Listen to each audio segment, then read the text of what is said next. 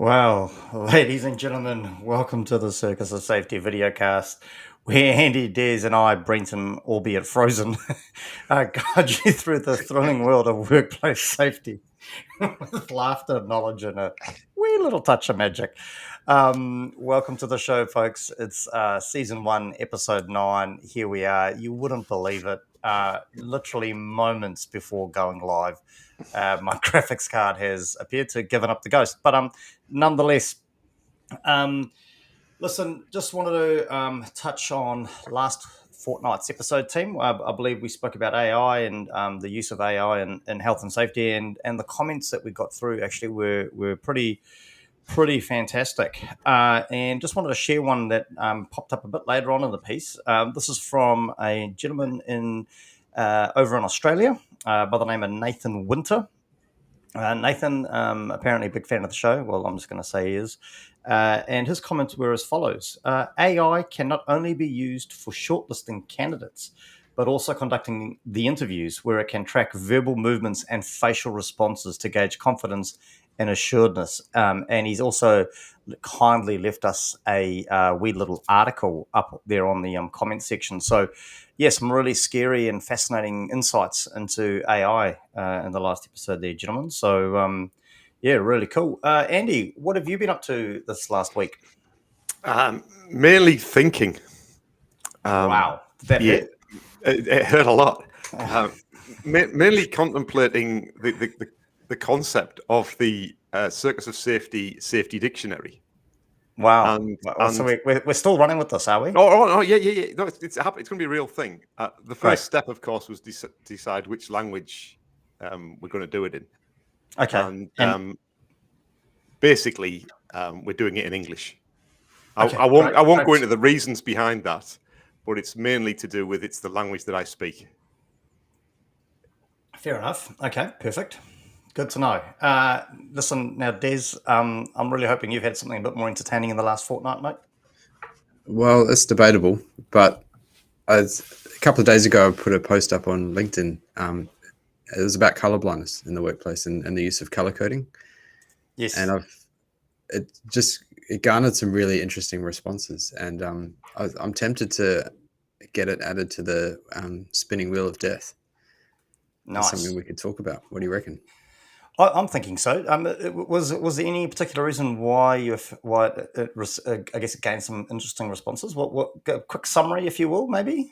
Well, without going into too much detail, basically there was a post about the color of high-vis shirts, which I shared. Yes. And then further commented that, whenever we talk about colors of high-vis shirts in the workplace or color coding generally, whether it be hard hats or traffic light dashboards, color blindness hardly ever gets a mention. And some of the comments were quite dismissive. They said, I can't believe we're debating colors of high-vis shirts again, and aren't there more important things to talk about? And whenever I'm struck with something that doesn't make sense to me, I run through a little mental exercise and I substitute one thing for another and create a bit of an analogy and see if it still makes sense. So I thought, okay, well, let's substitute colorblindness for persons confined to a wheelchair, perhaps, and let's substitute color coding to building access. So if you made a post about wheelchair access to a building, would people, do you think, still make a similar comment? Why are we talking about this when people are getting run over by mobile plant? And it just created a very interesting sort of thought experiment for me. No, for sure. No, well, mate, I think let's have a bit of a think on how we could summarize that up into a pie of the puzzle, a piece of the puzzle on the old spinning wheel, for sure. Cool. Hey, Andy, listen, over the last fortnight or so, any wonderful words of pearls of wisdom from the world of training in safety, mate? Wow. No. God, mate, we've had this conversation. We've even written a script on how the show's going to go. Sorry. And yes. Yes.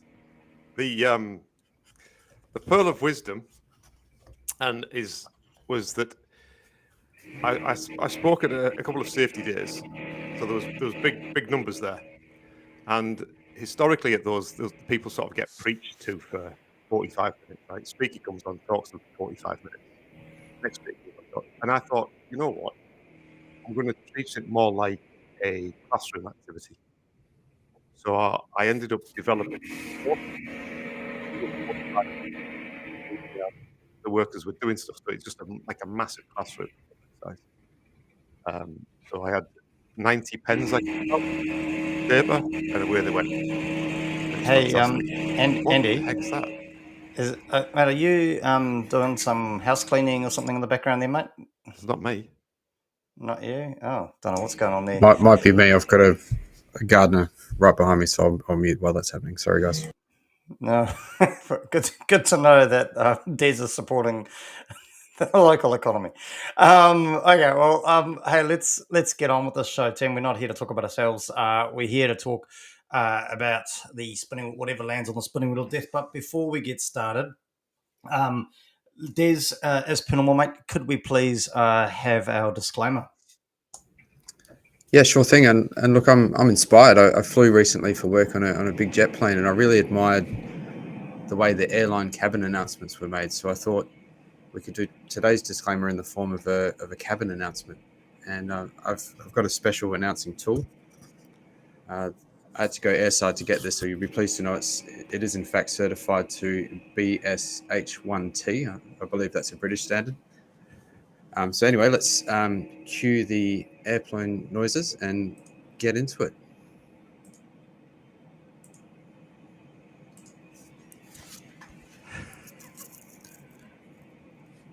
Ladies and gentlemen, the Circus of Safety podcast would like to welcome you on this podcast today. We ask that you switch your phones to flight mode now. And although open chat functions are closed for the podcast, feel free to use the chat function located on the left of screen. The Circus of Safety provides information during the show, which is of a general nature only. We ask that if you need specific information specific to your circumstances, you engage a specialist advisor in that field. Very soon we'll be serving some tasty dialogue with your choice of volume. We ask that you sit back, relax, and enjoy this podcast, and we thank you for choosing to listen to the Circus of Safety today. Wow, thank you, Des. Mate. I take my hat off to you. The effort that you put into this is well above and beyond anything Andy and I do, and I just need to commend you on the great work you're doing. Des, just really wanted to commend you. Okay, team, are we ready for this? The spinning wheel of death. Any nervousness, Des, this week about what the wheel might land on? Yeah, there's probably only one topic on there that I reckon I could confidently speak on, so I'm fingers crossed for that one. Wow. I'm just looking at the numbers, mate. There's a lot of topics up on the wheel. So to only have confidence in one is a bit concerning. Andy, yourself, mate, are you across most of them? I think so. I think I could do a reasonable job of most of them. What about yourself, Brenton? What were you hoping for? Oh, mate, listen, I've got to be honest. It was off a recent conversation this week, and recently added to the spinning wheel, and that is the impact health and safety is having on general, just life in general, mate. And it seems to be affecting stuff well beyond just the workplace. So, hoping it lands on that one. Okay, are we ready for this, team? Here we go. The Let's go. wheel will be spun.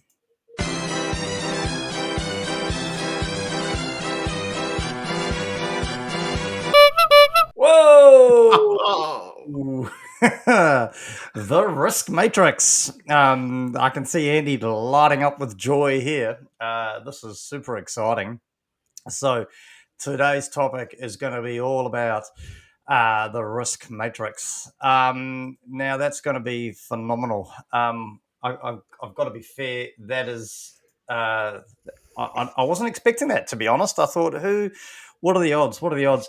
I'm going to come to Andy last on this one. So Des, one sentence word, your initial shock to the topic of the risk matrix coming up on the spinning wheel. Yeah, so this wasn't the topic that I was comfortable speaking about. I might be able to garner something together by the end of the show. Let's see how we go. Well, okay. this could be This could be awkward. Andy, your one sentence, a word, maybe your initial shock relating to the fact that. Delight, absolute delight. Well, Des, good to see. Clearly, Andy's going to carry us this episode. It's about time he finally stepped up and did something on the show. To be fair, uh, absolutely phenomenal. Well, listen, I've I've got to be fair. I'm quite excited about this. The only reason, and this was kind of linking back to Dez's earlier comments about color blindness. I mean, I really factor in the fact that I'm excited about this topic purely because of the colors. I love colors. And there's just to prelude to our conversation about color blindness and considering that as part of our approach to safety, which will be a topic we add. I go with what looks good against my complexion. So as long as I look good in it, I'm happy to roll with that, and that's what I like about the risk matrix. It's got so many colours, so pretty, really. I guess, for want of a better word. Well, um, with that in mind, let's start. I guess, Des, I'll take you off the hook a little bit here, and we'll jump over to Andy to start this conversation about the risk matrix. So, Andy, thinking about I don't know, is it a topic? Is it a subject? Is it a tool? Maybe that's something we'll come out with at the end of this. But thinking about the risk matrix, Andy, I'd love to get your understanding on it. What is your thoughts about the risk matrix? I think it. So, like many things in safety, it's primarily a tool, but I think it's massively misused and misunderstood. In fact, I know it is in New Zealand, and I think it actually does more harm than good in terms of safety performance. Wow. Okay, those are some pretty big statements. Can I keep going? Go. Right, listen, don't let me stop you. You're carrying the show, mate. So You're link carrying it. the show. So it was interesting that you talked about colours, because most businesses in New Zealand use a risk matrix, and often they don't know why they're using it, and they don't use it correctly. And one of the reasons I think that they use it is because of the colours. So if we go back in time, we go back to sort of 1992 when safety wasn't a thing in New Zealand. And then suddenly the 92 Act came into place. It was enforced in April 93. And then suddenly everyone was terrified about safety. So they went on a load of safety courses. Now, for our younger listeners, I know they won't appreciate this, but colour printing was extortionately expensive back then. So these companies that were delivering the safety training courses would print their manuals in black and white, but they would save their pennies up, and there would be one page in the book that would be in colour, and it would be the risk matrix. So imagine you turn up to your safety training course, you've got a manual in front of you with 200 pages in it, and only one page is in colour. When you go back to work and are asked what was good about the safety course, they'll say lunch, and they'll remember the one page, the risk matrix. And therefore, everyone thought, we've got to have a matrix. And I think that's why this country is completely obsessed with it. So I'm just going to ask, Andy. So again, our younger viewers may not appreciate this, but do you remember the cinema? You know, the place you'd go to watch a movie. The cinema. Yep, the cinema. Now there was this the talkies.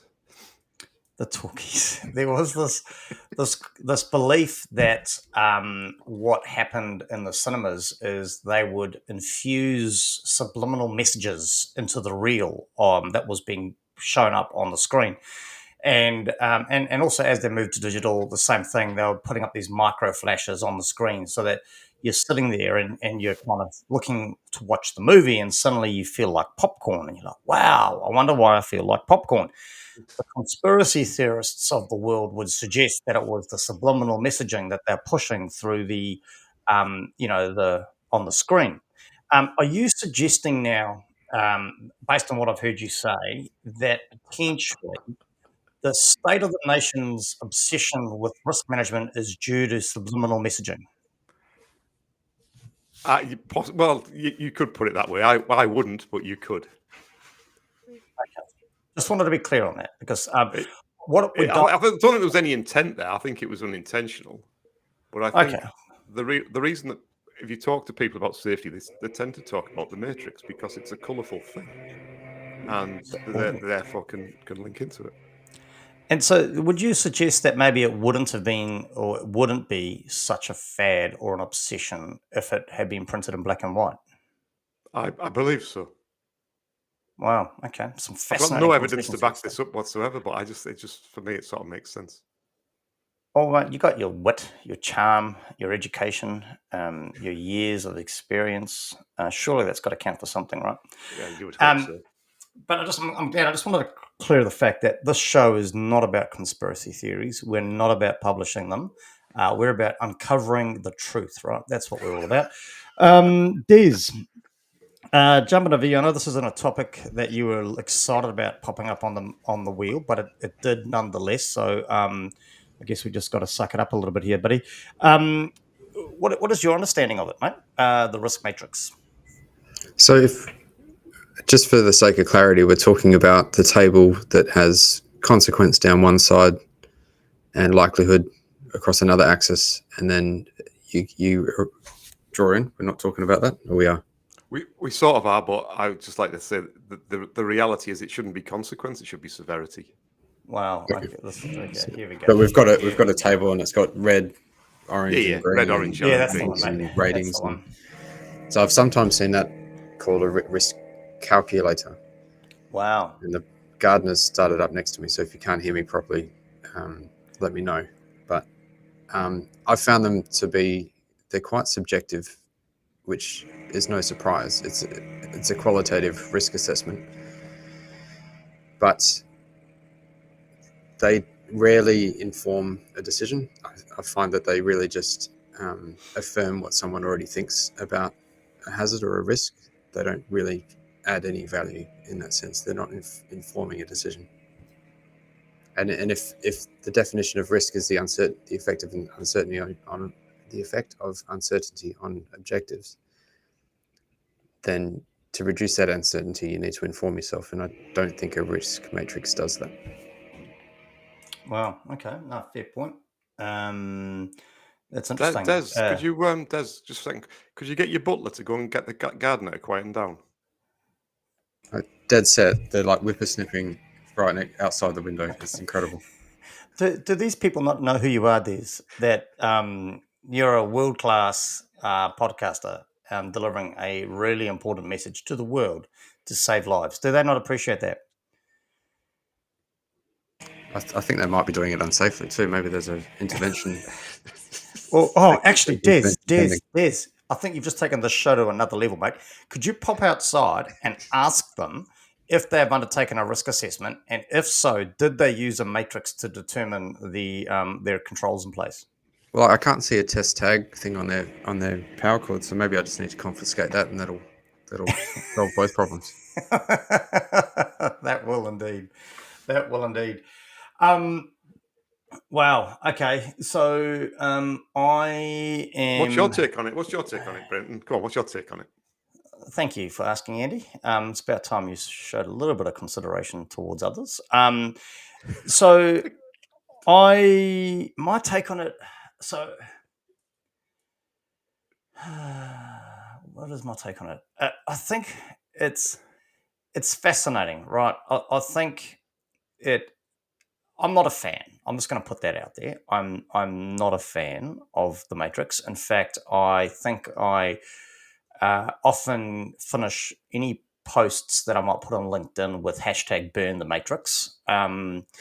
But apparently that's not environmentally friendly because now we're putting chemicals up into the air because they've used color printing, and it's just a spiraling rabbit hole here, really. But yeah, I mean, I get the concept, and I like.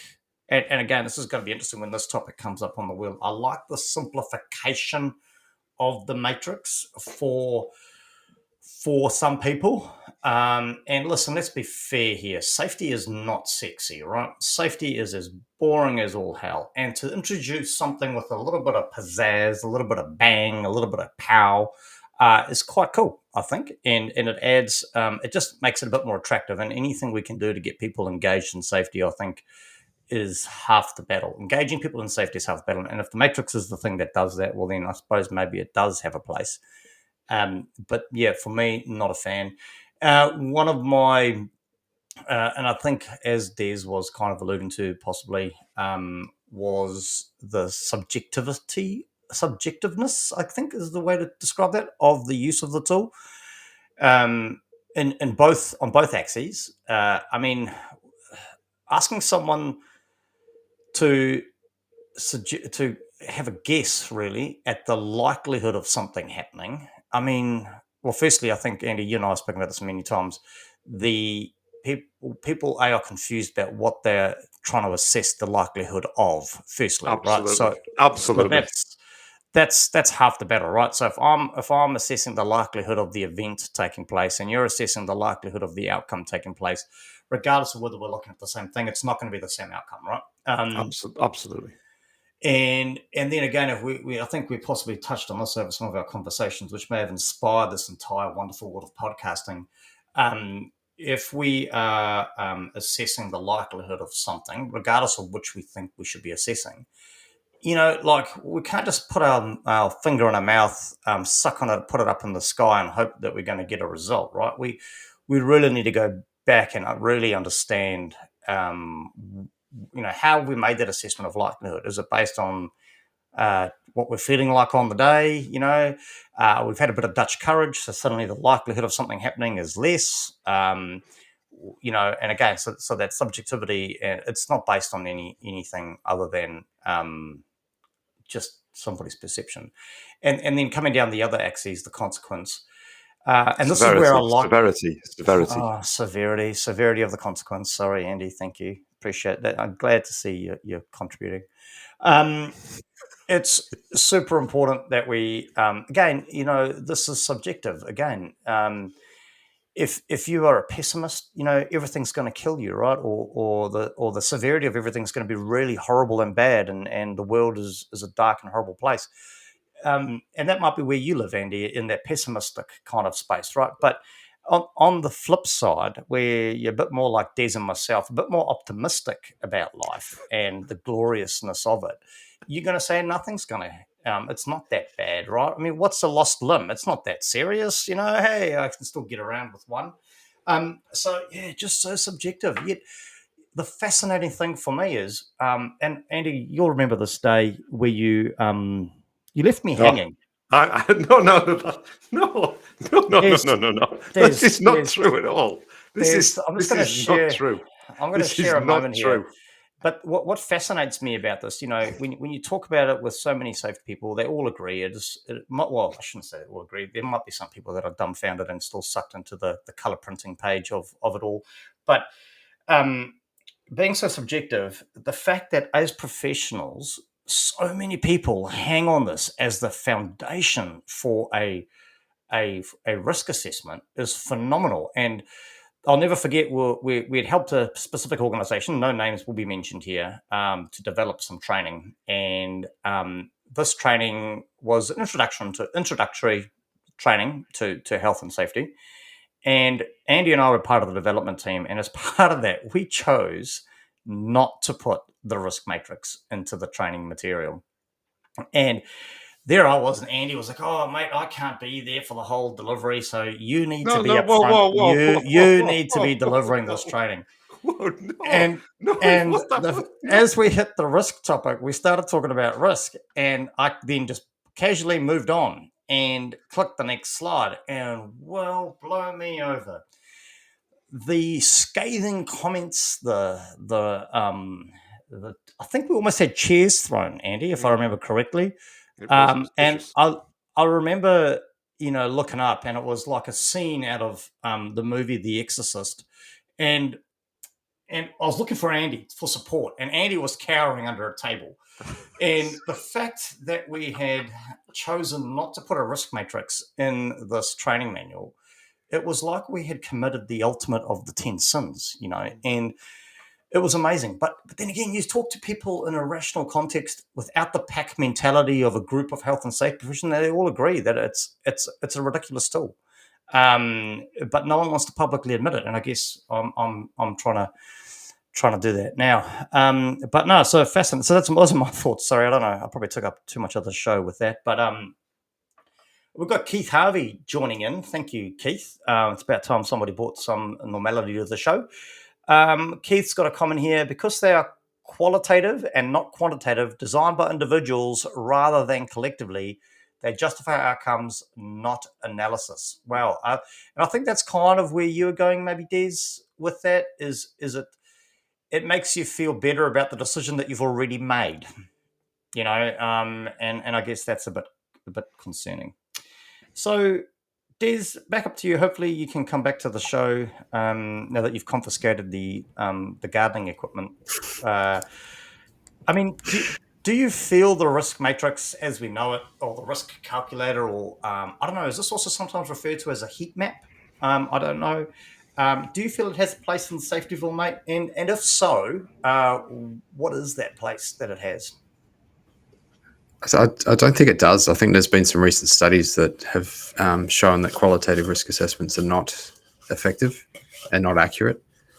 And it just interestingly, I saw from WorkSafe Victoria, so that's a jurisdiction where safe work method statements in construction are compulsory.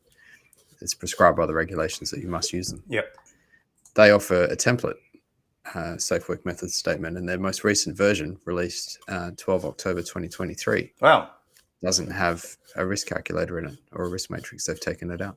Wow. Des, it's great to see you're at the cutting edge of what's happening internationally, and because I guess it pays that because we have got international audiences here tuning in. So great for you to reach out to our Australian colleagues. So good effort, and great to see though that a not a legislator. Sorry, what would they be called? Safe Work Australia, Safe Work Victoria. The Regulator. organisations, the regulator. Being so, I mean, that would have been a bold move for them, right? Massively bold move, and recently too, which is fantastic to see. Brilliant, Andy. Your thoughts? Do you feel the risk matrix has a place in Safetyville, and what is that place? Possibly has a place. I think, if I may, I'd like to go back a step. What I find a little bit frustrating when I have these conversations is that people automatically go back to the qualitative, it's judgmental, it's subjective. And I agree with all of that. But fundamentally, the way that organizations use risk matrices is incorrect. That's the real problem, is that they use this tool, but they use it incorrectly. So it doesn't matter how subjective it is or not. The fact that you're using it incorrectly is really the issue. And you guys both sort of moved towards using it incorrectly because the term consequence shouldn't be on there, because the consequence is a set outcome, when really the risk matrix, it comes from the insurance industry, and that's where it works really well, is the two axes are independent of each other, they're discrete. So one axis is about likelihood. Is it going to happen? Is it never going to happen? It's dead simple. The other axis has got to be the same. It's how bad could it be? It's not bad or it's very bad. Now, if those two things remain as continuums, the risk matrix works. Now, what we've done in New Zealand, most organizations have done, is firstly, they, like you indicated, Brenton, they haven't defined what it's the likelihood of. And if you read a lot of documents around how to use a risk matrix, it says it's the likelihood of harm. And that's not right, because it's the likelihood of an event combined by the severity of the outcome of that event. Those two things are completely separate. And there's some quite cool ways of showing it, which I'd love to be able to do. So maybe we could go offline and do a masterclass in the risk matrix or something, where we've got some images that we can show to help people understand this. So, Andy, just a real quick jump in there then. So, severity of the consequence. So, is that not the same as an outcome? So, like death, for example, or broken arm? So you can't, no. And this is the whole point. It's got to be a continuum. So, if you think about that, it's made up of two bits. So, it's likelihood and severity. Yep. Now, you've got this event in the middle. So, it's the likelihood of the event and the severity of the event. Death isn't an outcome or isn't a consequence, because you can't reduce the severity of it. You can't reduce the severity of death, right? You can't do it. I suppose once you're dead, you're dead, right? Yeah, absolutely. You can't be a little bit dead. You're either dead or you're not. Although I've got to be honest, after the gym workout I had yesterday, mate, I did feel a little bit dead. Yeah. But do you know what I mean? So when you on the axes, when you talk about that, you end up talking. If you put death in there, you're talking about the likelihood of death. not the severity of death, which you can't alter. So I know it's difficult to explain without the image, but if you use a risk matrix as a heat map, where it's always going to happen, it's never going to happen, it's not bad, it's very bad, that works. But what we've tried to do in New Zealand is we've tried to break down that severity axis and made it in discrete values, not a continuum. So on the one end, you've got multiple fatalities, then you've got fatality, then you've got medical treatment injury, then you've got lost time injury, then you've got no harm. Now, the problem there is that that's not a continuum, because you can't reduce death. You can't reduce the severity of death. You've predefined it. I mean, I don't know what Des's thoughts are, but I refer back to what I guess we might have. And I'm not saying it's right, but have we gone that way? Because it's easy for somebody to go, "Oh, death's bad," right? And so therefore severity is not good. So we generally anchor off the result, right? Because it's easy to explain to somebody, if somebody's dead, that's not a good thing. If somebody loses an arm, that's not as bad as death, but it's still not great, right? Listen, if you just need a band-aid, well, that's that depends what safety person you talk to. I guess some people might say that's not acceptable, but that's life, right? You move on. So I guess and this will be interesting again when we start talking about simplification of safety and should we go down that road? Have we anchored off these things to make it easy for people to understand, to simplify safety, therefore have created incorrect use of this tool that potentially could be used? Yep, absolutely. Made it way more complicated than it needs to be. Okay, I think I'm done for the show, team. I'm out. That was my brainwave for the week. I am done. Checking out. There's anything from you, mate? It was worth it. Yeah, look, while I've been on mute admiring the gardening outside the window, I had a look at the Health and Safety at Work Act New Zealand and also the model health and safety legislation from Australia and the meaning of reasonably practicable. And in New Zealand, it's section 22. And it doesn't use the word consequence at all. And it doesn't use the word severity at all. The words they use is the degree of harm that might result. Maybe that means the same thing as severity. I'm not sure, but I thought it was interesting. And that's mirrored in the Australian legislation. They also say the degree of harm that might result. Yeah, so degrees are a continuum, right? Consequence isn't. The consequence is a set defined outcome.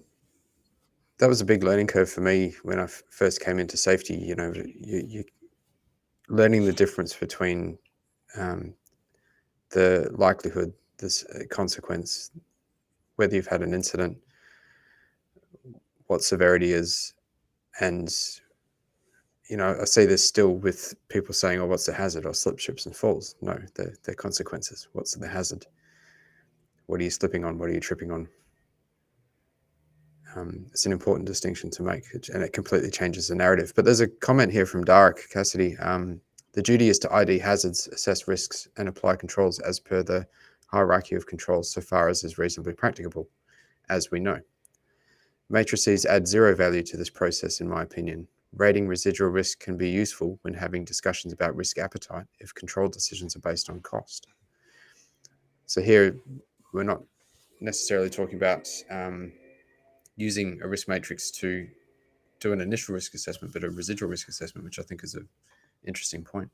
Well, no, I'm also glad you read that question out, Des. Thanks for that. I was sitting here reading it going, what the hell is IMO? So thanks for educating me this morning. Really appreciate that.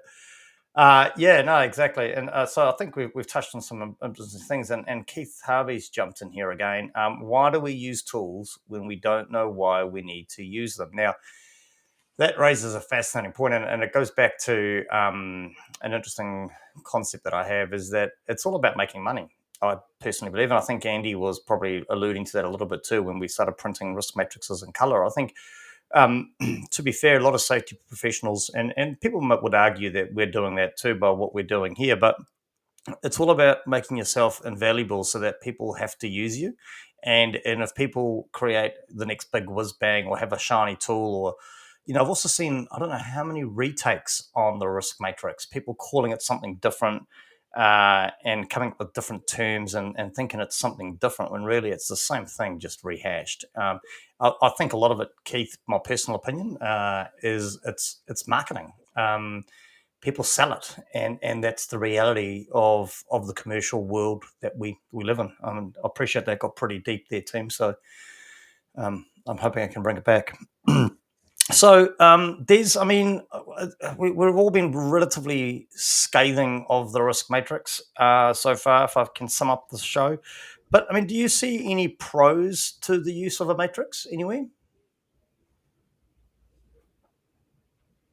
To be honest, I can't think of any. No. So just remember that last show debrief we had. When I ask a question, I generally need more than a one-word response, mate. We've got a certain time slot to fill here, and you're not helping the situation. Here we go. This. What do you think, Brent? Throw the question back to you. Oh, okay. Well, listen, I do think there are some pros to the risk matrix. I mean, like I said earlier, I think there's if if that's what it takes to get people talking about safety and interested in safety at the lower levels or the introductory to safety because it's bright, it's whiz bangy, it's colourful or whatever, and it's something tangible for people. I think there are some pros to it. I do think there is a pro to it, and I think if used again, going back to what Andy was saying, and I hate to acknowledge that he was probably right, but if we use it correctly as a teaching tool, I think it's got a place. Whether it's got a place, so I think one of the key pros for me would be a teaching tool to help people, because we've often spoken, haven't we, Andy, about knowledge is key, right? When assessing risk, and it helps prompt some really good conversations, I think, and I think that's where. Keith mentioned in his earlier outcome too. It's a group initiative, a group activity. There can be some pros if used correctly, and we all know what we are, what we're looking at. So that's where I think there are definitely some pros to the space. I also think, and I don't know whether I'm sidestepping the question here, Des. So feel free to let me know if I am, but I think the biggest pro is in one of the matrices. I'm a big fan of dropping the likelihood aspect of the matrix and focusing purely on the severity. And then often when I'm talking about severity, I will I will admit I'll often anchor it off the consequence because I think it's easy for people to grasp. But yeah, so my pros, great teaching tool if used correctly, and one half of the matrix adds value for me because again, I'm not a believer. I mean, I know the legislation talks about it, but let's be fair. If you've killed somebody, you've killed somebody. You can't walk up to somebody and say, "Hey, listen, I'm really sorry I killed your son." But it was a 1 in a million chance, right? At the end of the day, you've killed somebody, and that individual, that family, isn't going to care what the likelihood of that is, right? And so I believe the bottom half or the one of the axes of the matrix has a pro. Andy, any pros from you, mate, for the use of this tool? I don't buy into any of your pros, by the way. Well, good thing I didn't ask your opinion, did it? Just thought I'd put it out there. But, the band's only just regrouped after a pretty close call to splitting up, and you're already going down this road again, mate. This is That's how many words. Brenton said over 1,000 words in that answer. I was counting. I'm impressed. Mate, we've 1,237 words. we've got a show to fill, mate. We've got to use words. So I guess broadly speaking, if we sort of high level, if we banned the use of the matrix, not that I'm in favour of such things, I think safety would be better in New Zealand. Wow, big call, mate. Big call. Because I think people would focus on what matters. No, let me finish. I've got another 1,462 words to go. And the reason is that it's a distraction. It doesn't add value. And people focus on giving it a number where it means nothing. What people should be focusing on is understanding what a hazard is and understanding what controls should be in place and understanding what causes controls to fail. If people focus on those three things, they'll be safe. And whether it's a green, a yellow, or orange, or a red, it makes no difference whatsoever. It's just a massive distraction. I think possibly the only benefit from it is that it does trigger thought, analysis and discussion. Like we're having a discussion about it now, and it's bringing up a load of other issues around risk. Well, you see, hang on, just stop right there. There's a pro, and it's one of the ones that I said, and which you on air categorically denied that you agreed with. So now you have just uncovered the truth. I'm so glad you don't get defensive.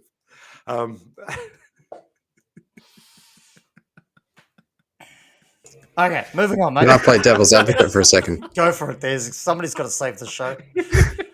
So if you're not using a risk matrix to demonstrate that you've considered the likelihood and the degree of harm or the severity, then how are you providing evidence that you've met that legislative requirement?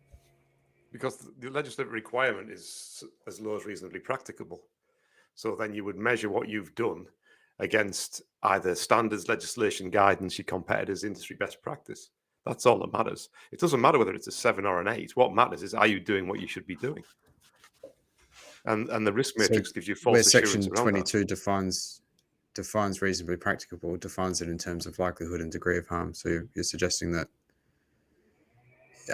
it's not a number, but then how would you, if you're not using a risk matrix, how would you provide evidence of that? Well, the fact that you've considered it, would that not suggest that you've already appreciated the fact that the likelihood of it occurring is real, and that's enough? Because the law doesn't say how you have to assess the likelihood. The fact that you've thought about it would suggest that you've considered it likely. And again, I go back to the argument that I think the law's wrong. I'm just going to put that out there. I think it's a lot of hogwash. I think they need to redefine reasonably practicable and remove the word likelihood. Because again, if somebody came to me and said, "I'm sorry, I've killed your son, but don't worry, the likelihood was incredibly low that was going to happen," as a parent, I wouldn't find that acceptable, and I don't think the law should, and I don't think we should. I think this is one of the benefits of this is you've touched on something else there that I think needs to go on the spinning wheel of death. What the law's wrong? No, well, possibly, but I think also around that idea of does likelihood matter? Because I think it does, and we've spoken about this many times before. And it depends entirely on your point of view and what you're trying to achieve. Whether it doesn't matter or doesn't. But it goes back to the likelihood of what, though, I think is critical. And I'm going to go back. I've only just thought of this on the fly, which I'm going to hang on to like a golden nugget right now. I think the fact that you have considered it would suggest that you believe it is likely that it could occur. Regardless of what you believe in the likelihood is of, you've thought about it. There's your likelihood of it occurring. Absolutely. If you haven't thought about it, then... Yep. And referring to regulations, standards, that's all packed into that as well, isn't it? That's considering it. Yeah, so hang on, before we are running out of time. Time flies when you're having fun, right, boys? Hey, Des, just a couple of thoughts on you. What do you see, and we've probably touched on this throughout the show, but any sort of traps you see people falling into with the matrix? One common way I see it applied is that people try and reduce the consequence, and I'm choosing that word very carefully. They try and reduce the consequence, whereas a better use of the tool, if you are going to be determined to use it, would be that you can only reduce the likelihood for the same reason that Andy discussed before. You can't reduce the severity of death. You can't reduce the severity of a 5-meter fall by using a harness. You're just reducing the likelihood. Yeah, cool, great. I tend to agree with you, Des. I mean, I do on a regular basis, and tend to agree there. Andy, your thoughts around any traps for people when using the matrix? Oh, the traps are everywhere. The traps are absolutely everywhere with it. And one of the biggest traps is the false sense of security that it gives people. And that happens a lot. People will assess it at a certain number because there's less work to do if they keep it at that number. So if it's in the green, they can just get on and do the work. If it's in the orange, they've got to turn the sheet over and fill in some more details. No one's going to do an orange because it's more work. Yeah, Oh, God, I hate to say this again. I tend to agree, Andy. And yeah, I think in summary that was one of the traps, right? As organizations, we set benchmarks, and I think that's a trap for organizations, setting benchmarks using the matrix. And by doing that, the trap there is people will give you the score they want to give you to reduce the burden on them. So again, it's like setting. I know this is another topic on the spinning wheel, but it sets a target, and people will either aim to hit or go below the target. I just want to acknowledge Sarah Tizard. Kindred spirit and safety, I would describe her as a kindred spirit and safety.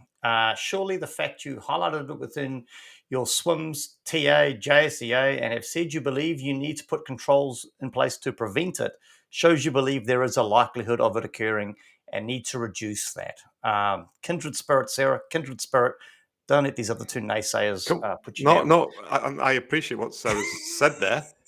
The word "it," the likelihood of it occurring, what occurring? Come on, Sarah, specify. Wow, throwing down the challenges. He's a big man, isn't he? There's behind a computer screen there. Wow, it's amazing. It's almost like he's got like he's since we've introduced this concept of the Circus of Safety, and we've got these logos, and Andy's got this like shield behind him. He's like, oh, he's throwing it down, right? Throwing it down. It's a bit of that and a bit of frustration with the industry. Fair enough, mate. As we come to the end of the show, your final thoughts, wrap up on the topic of the risk matrix.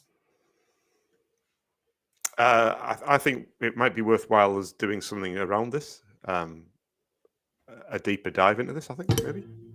Nice, go like it. Des, your thoughts, wrap up, final considerations for the topic of the risk matrix. Yeah, I think it's worth any organisation reconsidering whether they get any value out of it, and it might be an opportunity to reduce some safety clutter. And with my comment earlier about how do you prove that you've considered the likelihood and the degree of harm, I would argue that you would do that most effectively through conduct rather than a piece of paper. But in addition to that, I've been admiring the gardening outside the window, and the hedges look really, really nice. It's really good. They've done a good job. Fantastic. Anyone lost a limb or anything while doing your hedges? No, they're all good, and they weren't actually using electrical cables. It was all petrol motored. But Sarah Tizard has laid down the challenge, Andy. There's a coffee pending. Oh, beautiful.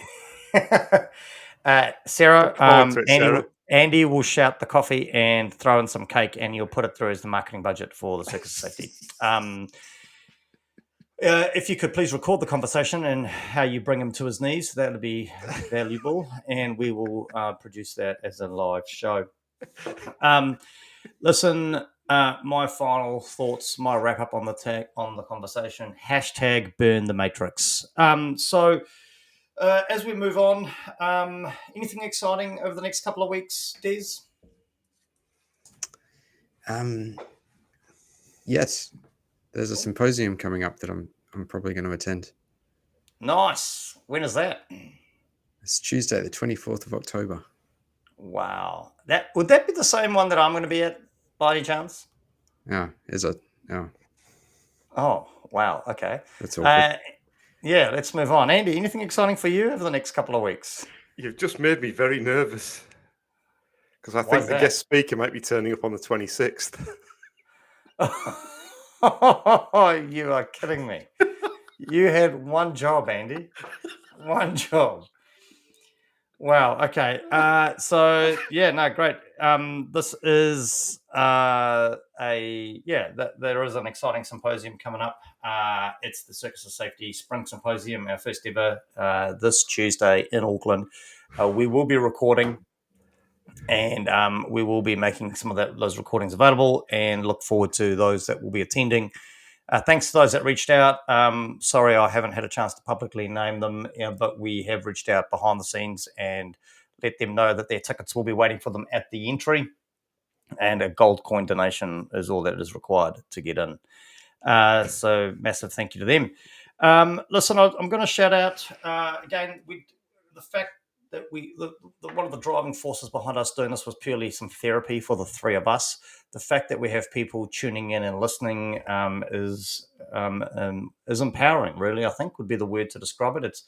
It's the feedback we get is great, and it's morphing into one of its own things. But I'm hoping I pronounced this name right, but I just want to do a shout out to one of our recent followers on the Circus of Safety LinkedIn page, and that's Shelly Matazapoulos.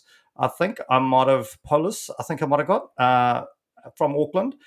Thank you for joining in. Hopefully, you've tuned in to the show today, and look forward to seeing you comment as we make our way down this little rabbit hole that we call the Circus of Safety video cast.